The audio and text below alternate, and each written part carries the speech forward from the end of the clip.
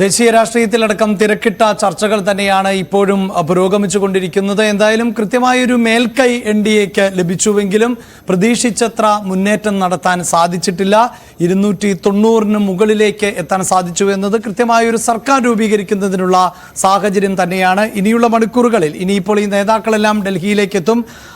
ഒരുപക്ഷെ മന്ത്രിസഭ പ്രതികരണം വന്നിരിക്കുന്നത് ജെഡിയു നേതാവ് KC ത്യാഗിയുടേതാണ്. NDAയ്ക്കൊപ്പം ഉറച്ചു നിൽക്കും എന്നതാണ് KC ത്യാഗി പറയുന്നത്. NDA യോഗത്തിൽ പങ്കെടുക്കാൻ നിതീഷ് കുമാർ പുറപ്പെട്ട ഒരു സാഹചര്യമുണ്ട്. അപ്പോൾ NDA അവരുടെ അഭിപ്രായം പറയുന്നുണ്ട്. TDPയും ഇതിനോടകം NDAയ്ക്കൊപ്പം എന്നത് വ്യക്തമാക്കി കഴിഞ്ഞിട്ടുണ്ട്. അതെ, അതുകൊണ്ട് തന്നെ സർക്കാർ ഇനിയിപ്പോൾ സർക്കാർ എന്നാണ് അധികാരത്തിലേറുക? 8-ാം തീയതി എന്ന് കേൾക്കുന്നുണ്ടോ, 9-ാം തീയതി എന്ന് കേൾക്കുന്നുണ്ട്. അതിലൊക്കെ തീരുമാനമെടുക്കേണ്ടതുണ്ട്. എന്തായാലും വളരെ പെട്ടെന്ന് തന്നെ ഒരു തീരുമാനം ഉണ്ടാകുമെന്ന് വേണമല്ലോ അല്ലേ രാകേഷ്? ഈ BJPയുടെ ഒരു സ്വഭാവം അനുസരിച്ച് എതിരാളികൾക്ക് ശിവജിയുടെ 350-ാം വാർഷികം അല്ലേ അധികാരമേറ്റതിന്റെ മറ്റോ ഹിന്ദു രാഷ്ട്ര പ്രഖ്യാപനത്തിന്റെ 350-ാം വാർഷികം വരുന്നു. അത് 8-നല്ലേ? ഇനിയിപ്പോൾ അങ്ങനെ ഒരു അവകാശവും അങ്ങനെയുള്ള ഒരു സാധ്യതയും വേണമോ എന്നുള്ളത് മറ്റുള്ളവർ തീരുമാനിക്കും. അല്ല, മഹാരാഷ്ട്രയിലടക്കം തിരിച്ചടി നേരിട്ട ഒരു സാഹചര്യം കൂടിയുണ്ട്. മഹാരാഷ്ട്രയിൽ നിന്നുള്ള ചെറിയ വിവരങ്ങൾ, ഈ അജിത് പവാറിനോടൊപ്പം പോയ MLA-മാർക്കും അംഗങ്ങൾക്കുമൊക്കെ ഇപ്പോൾ ഒരു അതൃപ്തി ഉണ്ടായിട്ടുണ്ട് എന്നും അവർ തിരികെ ഈ NCPയിലേക്ക്, അതായത് തിരികെ ഇപ്പോൾ സാങ്കേതികമായും നമുക്ക് NCP അജിത് പവാറിൻ്റെതാണ് എന്ന് പറയേണ്ടി വരും. പക്ഷേ തെരഞ്ഞെടുപ്പിൽ വലിയ തിരിച്ചടിയാണ് അജിത് പവാറിന് നേരിട്ടത്.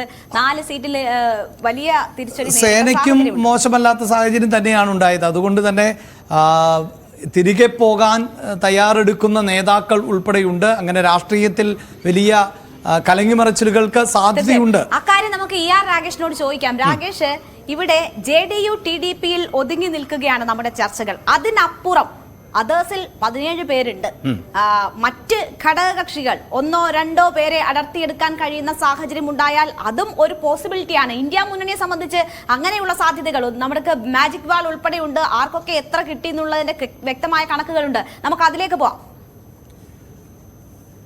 ഇതാണ് മൊത്തം നിലവിൽ 543 ലോക്സഭാ മണ്ഡലങ്ങൾ. അതിൽ NDA 292 മണ്ഡലങ്ങളിൽ വിജയിച്ചിരിക്കുന്നു. അതായത് കഴിഞ്ഞ തവണത്തെ അപേക്ഷിച്ച് NDA സഖ്യത്തിനുണ്ടായിരിക്കുന്ന കുറവ് എന്ന് പറയുന്നത് 58 സീറ്റുകളാണ്.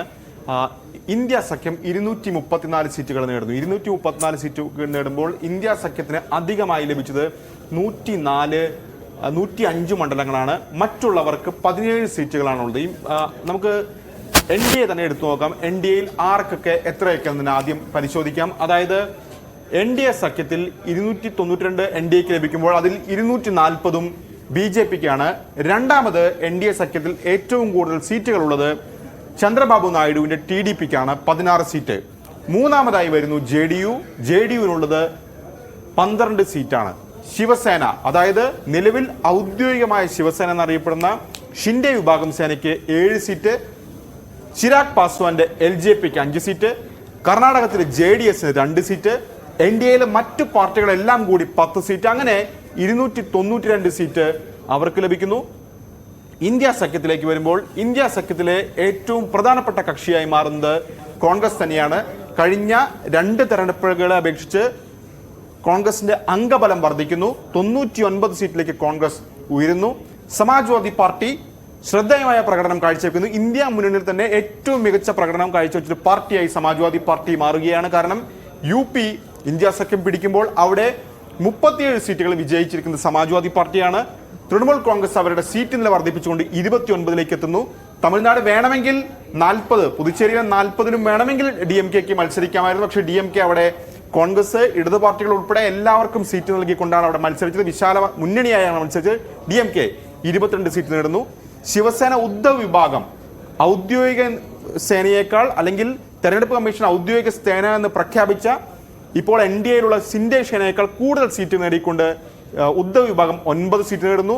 ശരത് പവാർ 8 സീറ്റ് നേടുന്നു. അത് എടുത്തു പറയേണ്ട കാര്യമാണ്. 10 സീറ്റ് ആകെ മത്സരിക്കുന്നു, 8 സീറ്റിൽ വിജയിക്കുന്നു. മറ്റുള്ളവരെല്ലാം കൂടി 30 സീറ്റ് ഇന്ത്യ സഖ്യത്തിൽ നേടുകയും ചെയ്തിട്ടുണ്ട്. അതാണല്ലോ, അതായത് ഇപ്പോൾ ഈ ടാലി കാണുമ്പോൾ തന്നെ നമുക്ക് വ്യക്തമാകുന്നുണ്ട്. നേരത്തെ ER രാകേഷ് സൂചിപ്പിച്ചതുപോലെ ഇന്ത്യ മുന്നണിയിൽ വന്നിട്ടുള്ള മാറ്റമാണ്. 2019 234 സീറ്റുകളുടെ എണ്ണമാണ് വർദ്ധിച്ചിട്ടുള്ളത്. അപ്പോൾ രാകേഷ്, ഈ 234 എന്നതിനെ എങ്ങനെ 272ലേക്ക് മാറ്റാം എന്നതാണല്ലോ. ഇതിപ്പോൾ ഇന്ത്യ മുന്നണിക്കൊപ്പം നിൽക്കുന്ന എല്ലാവരും ആയി കഴിഞ്ഞു, പ്രധാനപ്പെട്ട എല്ലാവരും ആയി കഴിഞ്ഞു. ഇതിനെ എങ്ങനെ മാറ്റാം എന്നുള്ളതാണല്ലോ. ആ കണക്ക് നമുക്ക് എങ്ങനെയാണ് പ്രേക്ഷകരോട് പങ്കുവെക്കാൻ സാധിക്കുക? ഇപ്പോൾ ഈ 234 ഇന്ത്യ മുന്നണിയുടെ അംഗബലം. അത് 272 എത്തിക്കണമെങ്കിൽ ഇനിയും സീറ്റുകൾ വർദ്ധിക്കേണ്ടതുണ്ട്. ചുരുങ്ങിയത് 38 സീറ്റുകൾ കൂടുതലായി ലഭിക്കണം. ആ 38 സീറ്റിൽ ഏറ്റവും പ്രധാനമാകുന്നത് നമ്മളിപ്പോൾ ചർച്ച ചെയ്ത 2 പാർട്ടികളുടെ കാര്യം തന്നെയാണ്. ഒന്ന് JDU, 2 TDP. ആ 2 പാർട്ടികളും ചേരുമ്പോൾ 28 സീറ്റുകൾ വരും. പിന്നീടും 10 സീറ്റിന്റെ കുറവുണ്ട്. പക്ഷേ 2 പ്രതികരണങ്ങൾ ഇപ്പോൾ ഈ പാർട്ടികളുടെ വന്നിട്ടുണ്ട്. അതാണ് ഈ മണിക്കൂറിലെ ഏറ്റവും പ്രധാനപ്പെട്ട വാർത്ത. JDUവിന്റെ ഭാഗത്തുള്ള പ്രതികരണം കൂടി ഇപ്പോൾ വന്നിരിക്കുന്നു. NDAക്കൊപ്പം ഉറച്ചു നിൽക്കുമെന്ന് KC ത്യാഗി ഇന്നലെ തന്നെ പറഞ്ഞിരുന്നു.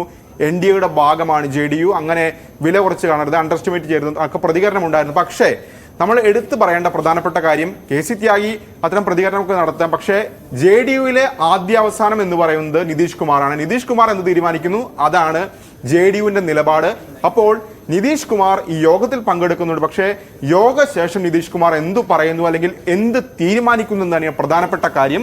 പിന്നെയുള്ള പ്രധാനപ്പെട്ട കാര്യം LJP, NDAയിലുള്ള LJPയെ വേണമെങ്കിൽ ഇന്ത്യ സഖ്യത്തിന് അവരുമായി കൂട്ടിച്ചേരാവുന്നതാണ്. പ്രത്യേകിച്ച് രാംവിലാസ് പാസ്വാൻ നേരത്തെ പല മുന്നണികളുടെ ഭാഗമായി അദ്ദേഹം മത്സരിച്ചിട്ടുണ്ട്. UPAയിൽ മന്ത്രിയായിരുന്നു, ഒന്നാം UPAയിൽ മന്ത്രിയായിരുന്നു, വാജ്പേയി സർക്കാരിൽ മന്ത്രിയായിരുന്നു. ദ വെദർമാൻ ഓഫ് ഇന്ത്യൻ പൊളിറ്റിക്സ് എന്നാണ് അദ്ദേഹത്തെ വിശേഷിപ്പിക്കാറുള്ളത്. അതായത് ഏതൊക്കെ സർക്കാർ വരുമ്പോഴും LJP ഉണ്ടാവും, രാംവിലാസ് പാസ്വാൻ ആ സർക്കാരിന്റെ ഭാഗമാകാറുണ്ട്. അങ്ങനെ എങ്കിൽ ചിരാഗ് പാസ്വാൻ സ്വീകരിക്കുന്ന നിലപാട് നിർണായകമാകും. പക്ഷേ ചിരാഗ് പാസ്വാന്റെ എല്ലാം പ്രതികരണങ്ങൾ സൂചിപ്പിക്കുന്നത് NDAക്കൊപ്പം നിൽക്കുമെന്നുള്ളതാണ്. ചിരാഗ് പാസ്വാൻ അത് ആവർത്തിച്ച് പറയുന്നുണ്ട്. ഇവിടെ ER രാഗേഷ്, സേനയുടെ 7 സീറ്റുകൾ വളരെ നിർണായകമാണ്. അവിടെ സേനയുടെ വിഭജനം മഹാരാഷ്ട്രയിൽ വലിയ തിരിച്ചടി BJPക്കൊപ്പം പോയവർക്കുണ്ടാക്കിയ ഒരു സാഹചര്യമുണ്ട്. അപ്പോൾ സേനയുടെ 7 സീറ്റ് തിരിച്ചു കൊണ്ടുവരാൻ പറ്റുന്ന എന്തെങ്കിലും സാധ്യതയുണ്ടോ എന്ന് നമ്മൾ പരിശോധിച്ചാൽ അത് ആ പാർട്ടികളെ സംബന്ധിച്ച് സംസ്ഥാന തലത്തിൽ ഗുണം ചെയ്യുന്നതാണ്. അവർക്ക് ആ വിഭജനം കൊണ്ട് വലിയ നേട്ടമുണ്ടായിട്ടില്ല, മറിച്ച് ജനങ്ങളുടെ ഭാഗത്തു നിന്ന് വലിയ തിരിച്ചടി ഉണ്ടായിട്ടുണ്ട് എന്നൊരു സാഹചര്യത്തിൽ എന്തെങ്കിലും പുനർവിചിന്തനത്തിന് സാധ്യതയുണ്ടോ? മഹാരാഷ്ട്ര രാഷ്ട്രീയത്തിൽ യഥാർത്ഥത്തിൽ 2014 മുൻപുള്ള ഒരു സാഹചര്യം പരിശോധിക്കുകയാണെങ്കിൽ രേണുകാഭിലാഷ്, അതായത് ശിവസേന ഏറ്റവും വലിയ പ്രധാനപ്പെട്ട കക്ഷി, അതിന് രണ്ടാമത്തെ കക്ഷി മാത്രമായിരുന്നു BJP. കാരണം നിയമസഭയിലേക്ക് കൂടുതൽ സീറ്റുകൾ ശിവസേന മത്സരിക്കുന്നു, ലോക്സഭയിലേക്ക് BJP മത്സരിക്കുന്നു. അതായിരുന്നു അവിടുത്തെ ഒരു പ്രധാനപ്പെട്ട രീതി. പക്ഷേ ആ ഒരു ചിത്രത്തിന് മാറ്റം വരികയും ശിവസേനയല്ല വല്യേട്ടൻ എന്ന രീതിയിലേക്ക് കാര്യങ്ങൾ പോവുകയും ചെയ്യുന്നത് 2014 വലിയ വിജയത്തിന് ശേഷമാണ്. അവിടെ 2014 ആദ്യം തർക്കം വരുന്നു, നിയമസഭാ തെരഞ്ഞെടുപ്പിൽ തന്നെ തർക്കം വരുന്നു. 2 പാർട്ടികളും മുന്നണി വിഭജിച്ചുകൊണ്ട്, മുന്നണിയിൽ നിന്ന് വേറിട്ടുകൊണ്ട് മത്സരിക്കുന്നു. കൂടുതൽ സീറ്റുകൾ BJP നേടുന്നു. പിന്നീട് ആ സഖ്യത്തിന്റെ ഭാഗമാകാൻ ശിവസേന നിർബന്ധിതരാകുന്നു. 2019 സമാനമായ രീതിയിൽ ഒരുമിച്ച് മത്സരിക്കുന്നു.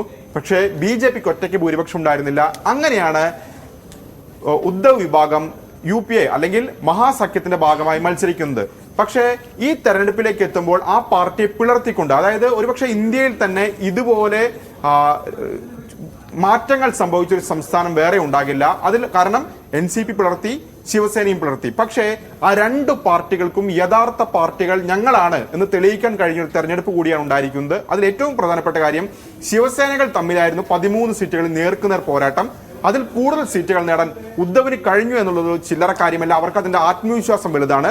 ശരത് പവാറിന്റെ കാര്യം എടുക്കുകയാണെങ്കിൽ, ശരത് പവാറിന്റെ സ്ട്രൈക്ക് റേറ്റ്, അതായത് 10-8 സീറ്റ് ജയിക്കുക എന്ന് പറയുമ്പോൾ അതും വലിയൊരു വിജയം, അതും പാർട്ടി രൂപീകരണത്തിൽ 25-ാം വർഷത്തിൽ ഉണ്ടാകുന്നു. അപ്പോൾ സ്വാഭാവികമായും ശിവസേനയെ മുന്നണി വിട്ടുപോയത് വലിയ തിരിച്ചടി തന്നെയാണ്. പക്ഷേ നിലവിലെ സാഹചര്യത്തിൽ ഉദ്ധവ് താക്കറെ ആ മുന്നണി വിടാനുള്ള സാധ്യത ഒട്ടുമില്ല എന്ന് തന്നെ പറയാം. കാരണം ഒന്ന്, പാർട്ടി പിളർത്തി ഉദ്ധവിനെ മുഖ്യമന്ത്രി സ്ഥാനത്ത് പുറത്താക്കി. അങ്ങനെ പല കാരണങ്ങൾ കൊണ്ട് തന്നെ അതിന് ഇനി ഉദ്ധവ് തയ്യാറാകുമോ എന്നാണ് അറിയേണ്ടത്. ഒരുപക്ഷേ RSS അടക്കമുള്ളവർ ഇടപെട്ടുകൊണ്ട് അത്തരം ചർച്ചകളിലേക്ക് കടക്കും എന്നടക്കമുള്ള റിപ്പോർട്ടുകൾ ഈ ഘട്ടത്തിൽ പുറത്തു വരുന്നുണ്ട്. പക്ഷേ നിലവിലെ സാഹചര്യത്തിൽ ഉദ്ധവ് വിഭാഗത്തെ NDAയിൽ എത്തിക്കാനുള്ള അല്ലെങ്കിൽ അതിലേക്ക് പോകാനുള്ള സാധ്യത വളരെ കുറവാണ്. കാരണം വലിയ വിജയം അവർ നേടിയിരിക്കുന്നു. ഈ ഒരു സാഹചര്യത്തിൽ മഹാരാഷ്ട്ര നിയമസഭാ തെരഞ്ഞെടുപ്പ് കൂടി അടുത്തിരിക്കെ അധികാരം പിടിക്കാൻ കഴിയും എന്നൊരു പ്രതീക്ഷ തന്നെയായിരിക്കും മഹാസഖ്യത്തിന് നിലവിലുള്ളത്. ശരി, ഒപ്പം ഏറ്റവും പ്രധാനപ്പെട്ട കാര്യം നമ്മൾ സൂചിപ്പിച്ചതാണ്, എങ്കിലും ഈ ഡേറ്റകളുടെ അടിസ്ഥാനത്തിൽ പറയുമ്പോഴാണ് ഇവിടെ ഇപ്പോൾ TDPക്ക് 16, JDUവിന് 12. അവിടെ നമുക്കറിയാമല്ലോ രാകേഷ്, ഈ നിതീഷ് കുമാർ എന്നതൊരു കിങ് മേക്കർ എന്നതിനപ്പുറത്ത് സമ്മർദ്ദ തന്ത്രങ്ങൾ പുലർത്താൻ ശേഷിയുള്ള ആളാണ്. എവിടെയൊക്കെയാണോ സമ്മർദ്ദങ്ങൾ ചെലുത്തേണ്ടത് അവിടെ കൃത്യമായി സമ്മർദ്ദം ചെലുത്താൻ കൃത്യമായ ധാരണയും അറിവും പാരമ്പര്യവും പരിചയവുമുണ്ട് നിതീഷ് കുമാറിന്. ഇനിയിപ്പോൾ സർക്കാർ രൂപീകരിച്ചു എന്ന് തന്നെ കരുതുക. ഈ സർക്കാർ രൂപീകരിച്ചു എന്ന് കരുതുകയല്ല, സർക്കാർ രൂപീകരിക്കും, അത് ഉറപ്പാണ്. നേരത്തെ സൂചിപ്പിച്ചതുപോലെ എന്തൊക്കെ വിഷയങ്ങൾ ഉണ്ടാകുമ്പോഴും ഈ സമ്മർദ്ദം അതിജീവിക്കേണ്ടി വരുന്നൊരു സാഹചര്യം BJPക്ക് മുന്നിൽ ഉണ്ടാകില്ലേ? ഇതുവരെ കണ്ട ഒരു സർക്കാരുകളുടേതുപോലെ അത്രമേൽ പവർഫുള്ളായ തീരുമാനങ്ങൾ എടുക്കാൻ, ഞാനത് ജനക്ഷേമകരമായ പ്രവർത്തനങ്ങൾ ചിലപ്പോൾ കൂടുതൽ ഉണ്ടായേക്കാം, ഇതൊരു പാഠമായിക്കൊണ്ട്. അതിനപ്പുറത്ത് BJP അവരുടെ നിലപാടുകൾ ഇപ്പോൾ ഇതിനു മുമ്പ് ഉള്ള അയോധ്യ രാമക്ഷേത്രത്തിന്റെ വിഷയമാകട്ടെ കൃത്യമായി BJP പറഞ്ഞു വെക്കുന്നു, അത് നിർമ്മിക്കും. അതെ, കോർ അജണ്ട, അല്ലെങ്കിൽ മുത്തലാഖ് പോലുള്ള വിഷയം. ഇനിയിപ്പോൾ ഏകീകൃത സിവിൽ കോഡിലായിരിക്കണം കൂടുതൽ ഫോക്കസ് ചെയ്യാൻ പോകുന്നത്. പക്ഷേ അതൊക്കെ അത്ര എളുപ്പത്തിൽ സാധ്യമാകുമോ?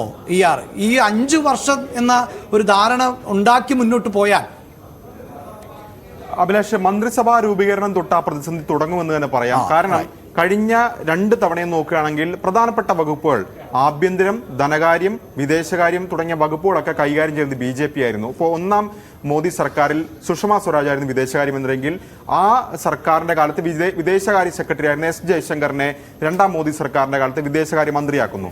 1ാം മോദി സർക്കാരിൽ ധനകാര്യവും പ്രതിരോധവും അരുൺ ജെയ്റ്റ്ലി കൈകാര്യം ചെയ്തിരുന്നെങ്കിൽ പിന്നീട് നിർമ്മല സീതാരാമനിലേക്ക് വരുന്നു ധനകാര്യം 2ാം മോദി സർക്കാരിൽ. അങ്ങനെ പ്രധാനപ്പെട്ട പദവികളൊക്കെ BJP കൈകാര്യം ചെയ്തു പോരുകയാണ് ചെയ്തത്. ഘടകകക്ഷികൾക്കൊന്നും കാര്യമായ പ്രാതിനിധ്യം ഉണ്ടായിരുന്നില്ല. ഈ JDU പോലും 2ാം മോദി സർക്കാരിന്റെ കാലത്ത് മന്ത്രിസഭയിൽ ഉണ്ടായിരുന്നില്ല. പകരം അവർക്ക് രാജ്യസഭാ ഉപാധ്യക്ഷ പദവിയാണ് ലഭിച്ചിരുന്നത്. അങ്ങനെ ശിവസേനയ്ക്കും 1ാം മോദി സർക്കാരിൽ 1ഓ 2ഓ മന്ത്രിമാർ മാത്രമാണ് ഉണ്ടായിരുന്നത്. അപ്പോൾ പ്രധാന വകുപ്പുകളൊക്കെ BJP കൈകാര്യം ചെയ്യുന്ന അവസ്ഥയിൽ മാറ്റം വരും. അവിടെ പ്രധാനപ്പെട്ട പോസ്റ്റുകൾ ഈ പറഞ്ഞ TDPയും JDUയും ചോദിക്കും. LJPക്കും മികച്ച പദവി അല്ലെങ്കിൽ താരതമ്യേന മികച്ച ക്യാബിനറ്റ് പദവി നൽകേണ്ടി വരികയും ചെയ്യും. ഒന്നാമത്തെ കാര്യം. 2 സ്പീക്കർ പോസ്റ്റ് താരതമ്യേന പ്രതിപക്ഷ നിരക്ക് കൊടുക്കുന്ന പതിവുണ്ട്. പ്രത്യേകിച്ച് അല്ലെങ്കിൽ ആ മുന്നണിയിൽ തന്നെ മറ്റേതെങ്കിലും കക്ഷികൾക്ക് കൊടുക്കുന്ന പതിവുണ്ട്.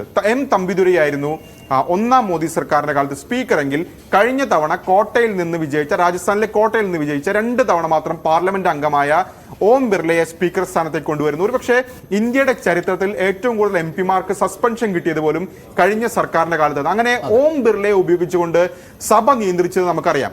അപ്പോൾ ഈ പോസ്റ്റിലേക്ക് TDP അവകാശവാദം ഉന്നയിച്ചു എന്ന റിപ്പോർട്ടുകൾ പുറത്തു വരുന്നു. JDUവും ഈ ആവശ്യം ഉന്നയിക്കുന്നു. വാജ്പേയി സർക്കാരിന്റെ കാലത്ത് TDP കൈകാര്യം ചെയ്യുന്ന വകുപ്പ് കൂടിയാണ്, അല്ലെങ്കിൽ ആ പദവിയാണ് സ്പീക്കർ പദവി. GMC ബാലയോഗിയായിരുന്നു അന്നത്തെ സ്പീക്കർ. അപ്പോൾ ആ ഡിമാൻഡ് ഒരുപക്ഷെ ഈ 2 പാർട്ടികൾ മുന്നോട്ട് വെക്കാൻ സാധ്യതയുണ്ട്. മൂന്നാമതായി അഭിലാഷ് സൂചിപ്പിച്ച ചോദ്യത്തിലേക്ക് വരികയാണെങ്കിൽ ചില ഉപാധികൾ JDU മുന്നോട്ട് വെക്കുമെന്ന കാര്യം കൂടി പറയാം. പ്രത്യേകിച്ച് UPA സർക്കാരിന്റെ കാലത്തൊക്കെ ഇടതു പാർട്ടികൾ പുറമേ നിന്ന് പിന്തുണച്ചതുപോലെ കോമൺ മിനിമം പ്രോഗ്രാം എന്ന ആവശ്യം, പൊതു മിനിമം പരിപാടി എന്ന ആവശ്യം JDU മുന്നോട്ട് വെക്കാൻ സാധ്യതയുണ്ട്. അങ്ങനെ വരുമ്പോഴാണ് പ്രഖ്യാപിത അജണ്ട BJPക്ക് നടത്തുന്നതിന് വലിയ തടസ്സങ്ങൾ സൃഷ്ടിക്കുക. ഏകീകൃത സിവിൽ കോഡ് അടക്കമുള്ള കാര്യങ്ങളിലേക്ക് BJP കടക്കാനിരിക്കുകയാണ്. പൊതു മിനിമം പരിപാടി എന്നൊരു ആവശ്യം JDU മുന്നോട്ട് വെക്കുകയാണെങ്കിൽ അതായത് ഈ എടുത്തു പറയേണ്ടത് ഇപ്പോൾ ഈ പിന്തുണ നൽകുന്ന 2 വിഭാഗങ്ങൾ, അതിൽ JDU 12 അല്ലെങ്കിൽ TDP 16, ഇതിൻ്റെ ഒരു സ്വഭാവമുണ്ടല്ലോ. നമ്മുടെ ഭൂമിശാസ്ത്രപരമായ പ്രത്യേകത എടുത്തു നോക്കിയാൽ ഇപ്പോൾ വളരെ ഉദാഹരണമായി ഇപ്പോൾ ഈ മണിപ്പൂർ പോലെയുള്ള പ്രശ്നങ്ങളൊക്കെ ഉണ്ടാകുമ്പോൾ പ്രധാനമന്ത്രി മൗനത്തിലായിരുന്നു എന്ന് വേണമെങ്കിൽ നമുക്ക് പറയാം. അതിനെ രാഷ്ട്രീയമായൊക്കെ ഒരു തരത്തിൽ. പക്ഷേ സഖ്യ കക്ഷികൾക്ക് കരുത്തുണ്ടെങ്കിൽ പ്രധാനമന്ത്രിയെ ഇടപെടിക്കാൻ അല്ലെങ്കിൽ ആഭ്യന്തരമന്ത്രി ഇടപെടിക്കാൻ ഒക്കെ സാധിക്കും. അവിടെ നിന്ന് ഒരു അതിശക്തമായ ഒരു സഖ്യകക്ഷി ഉണ്ടാകുന്നു. ആ കക്ഷിയെ ഒപ്പം നിർത്തേണ്ടത് അത്യാവശ്യമാണ് എങ്കിൽ ഞാനൊരു ഉദാഹരണമായി പറഞ്ഞു എന്നേ ഉള്ളൂ. BJPയുടെ ഇപ്പോഴത്തെ നടപടികളിൽ ഈ പാർട്ടികൾക്കൊക്കെ സ്വന്തം നിലയിൽ ക്ഷീണം സംഭവിച്ചിട്ടുള്ള പാർട്ടികൾ തന്നെയാണ്. അവർക്ക് അവരുടെ ശക്തിയുടെ അത്രയും പോലും ഉയരാൻ കഴിഞ്ഞിട്ടില്ല. JDUവിനൊക്കെ അത് വലിയ രീതിയിൽ അവിടെ ബാധിച്ചിട്ടുള്ള കാര്യം കൂടി നമ്മൾ കാണേണ്ടതുണ്ട്.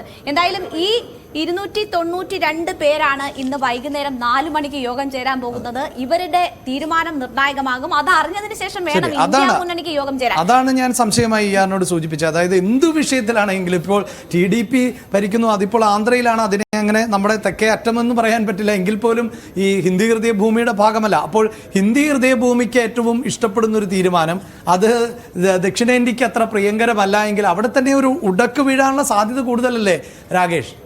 തീർച്ചയായും രാകേഷ്, ഇപ്പോൾ നമ്മൾ അഖിലേഷ് യാദവ് കനൌജിൽ നിന്ന് ഡൽഹിയിലേക്കുള്ള യാത്ര ആരംഭിക്കുന്നു എന്ന വാർത്തകൾ വരികയാണ്. അദ്ദേഹം ഈ ഇന്ത്യ മുന്നണിയുടെ യോഗത്തിൽ പങ്കെടുക്കാൻ പോകുന്നു. ഒപ്പം കരുണാനിധി പറയുന്നു BJPയുടെ വിഭജന രാഷ്ട്രീയം ഒരു കാരണവശാലും അംഗീകരിക്കാൻ കഴിയില്ല എന്ന കാര്യം ആവർത്തിക്കുകയാണ്. DMK ഇന്ത്യ മുന്നണിക്കൊപ്പം എന്ന കാര്യം ആവർത്തിക്കുന്നു.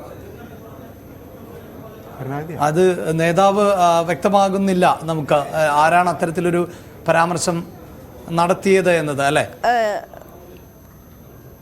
വിഭജന രാഷ്ട്രീയം അംഗീകരിക്കുന്നില്ല എന്ന പ്രതികരണം ഉൾപ്പെടെ ഇപ്പോൾ